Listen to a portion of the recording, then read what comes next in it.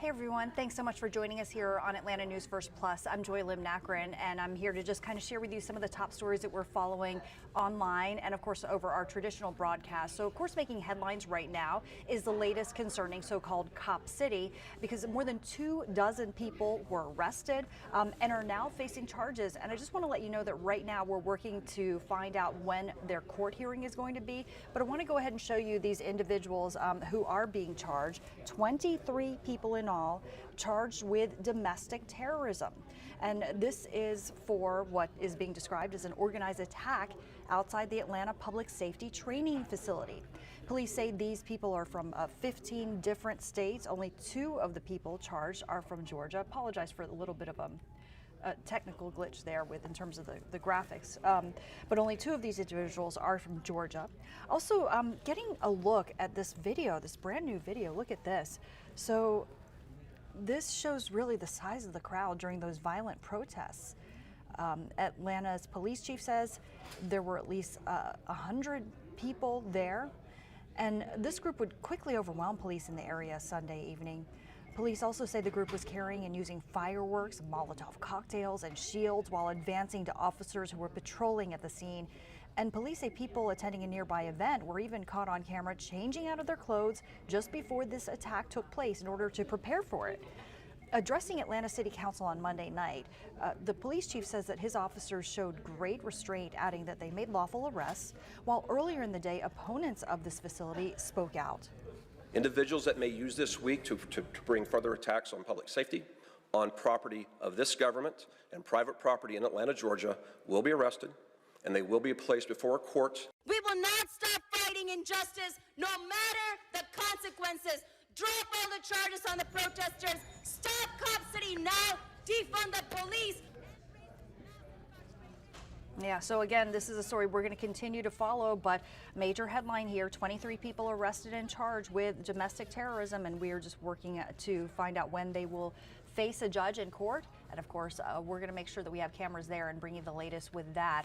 Also want to share with you, there's now a reward being offered for information that leads to the arrest of the killer of 2 teenagers at a birthday party over the weekend. Really sad story. Let's show you the faces of these victims here. So here's the situation. There were more than 100 teens at a home on Talkeetna Drive in Douglasville when the shooting happened, and these 2 teenagers, as you can see, were killed. Several others were hurt.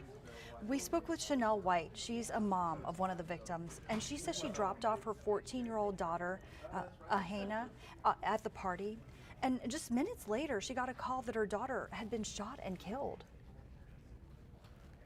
Found out who was smoking the weed, but you should not have let no children out your door knowing that your child had a party, because you are now responsible for every child that came in your home.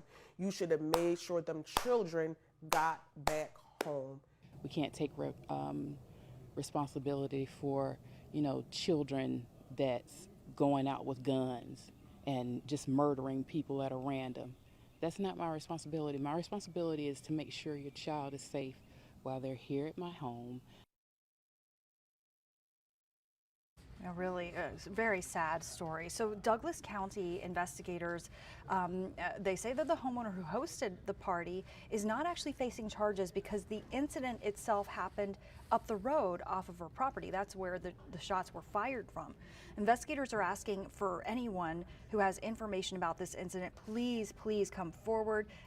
The faces of the 2 victims killed. Again, a $20,000 reward is being offered for any information leading to an arrest here.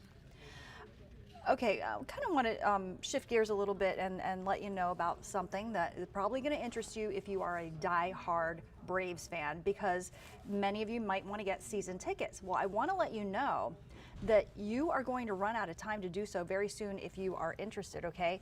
So the Braves are cutting off the sale of season tickets by March 17th due to high demand, is what they're saying.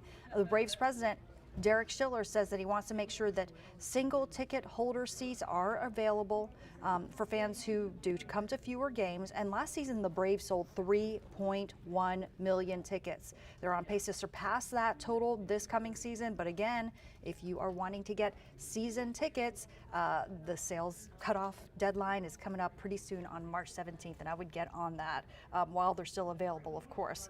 Also, today is National Cereal Day, and a new study reveals the most popular cereal here in Georgia. A team at betgeorgia.com combed through 12 months of data to find the answer, and on top, it was Lucky Charms. Second most popular, Cheerios, followed by Cinnamon Toast Crunch, and then Rice Krispies. Well, thanks so much for joining us here on Atlanta News First Plus. Of course, we're going to keep following all the latest and the major breaking stories. Of course, we'll share them to you on our stream and, of course, on air. Thank you so much and have a great day.